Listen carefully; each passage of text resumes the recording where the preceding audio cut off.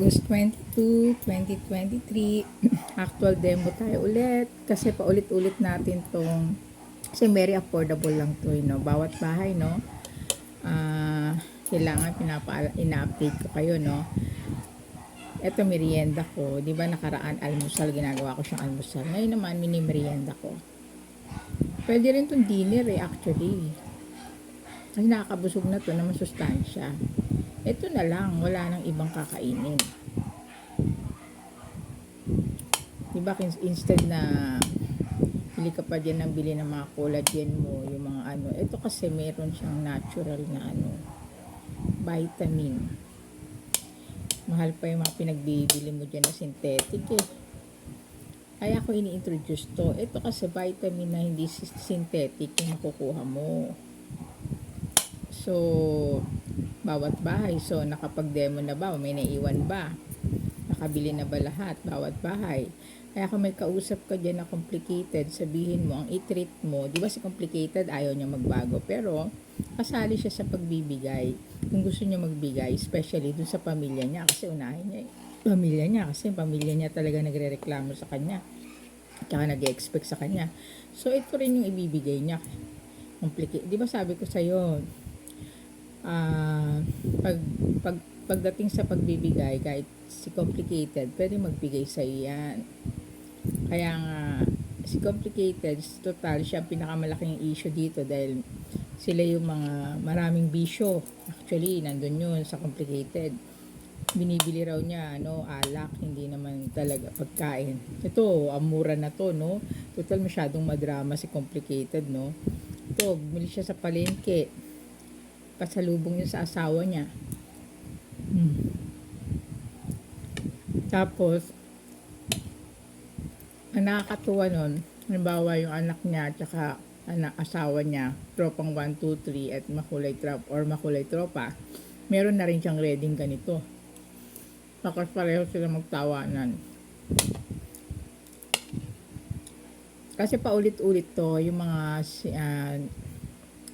yung nilagang saging, tsaka ito, paulit-ulit to, anywhere. Pero nilaga mo lang. Wala ka naman titimpla dyan. Masarap na yan eh. Ako, sasarapan ako dito. Iikot natin to. So, sa old school, no?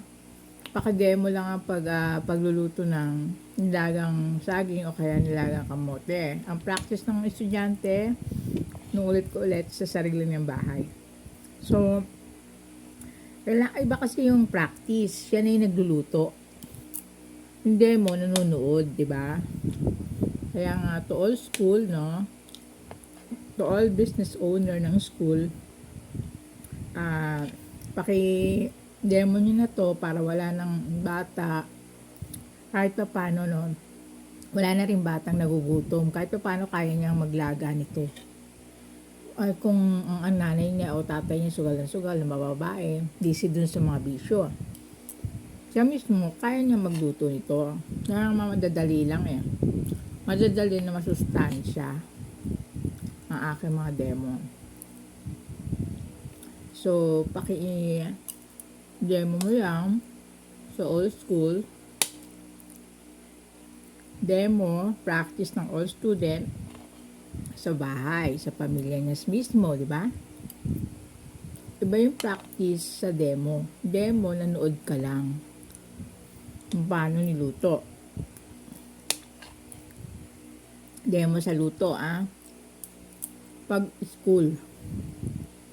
Ay, pag may trabaho na yan, meron tanda na yan, Trabaho sa mag-practice. Dali lang naman to lutuin. Laga mo na, tapos antayin mo kung pisilin mo nito ng malambot na. Okay? So, dito pa lang, complicated, paranoid na siya. Kasi, halimbawa, nagbaon din yung ka-office mate niya nito. Sa bahay nila, nagluto ng ganito. Sa pinuntahan niya, may ganito ulit. Diba? Kasi kung ano-ano binibili nyo. Yung demo mo, bakit mo din demo? Kasi especially mga complicated, kaya nilang bilhin yung Pundador, nasa 400 plus na ata yun.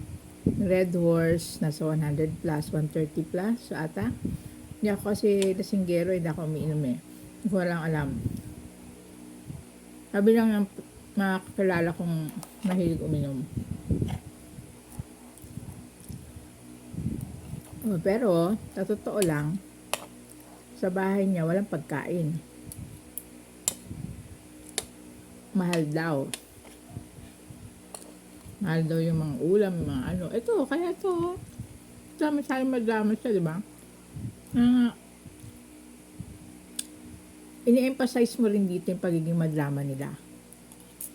Nasabayan natin sila pagdadama nila. Yun nga dinidemo natin eh. Hanggang dito na lang ang aking message.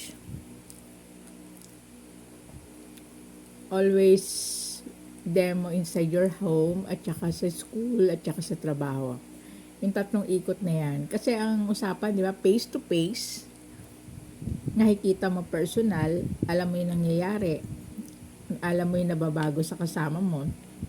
Kaya daily, face to face, talagang sa loob ng tahanan. Tapos, loob ng katrabaho mo kasi na-monitor mo yung katabi mo, yung ano mo, di ba?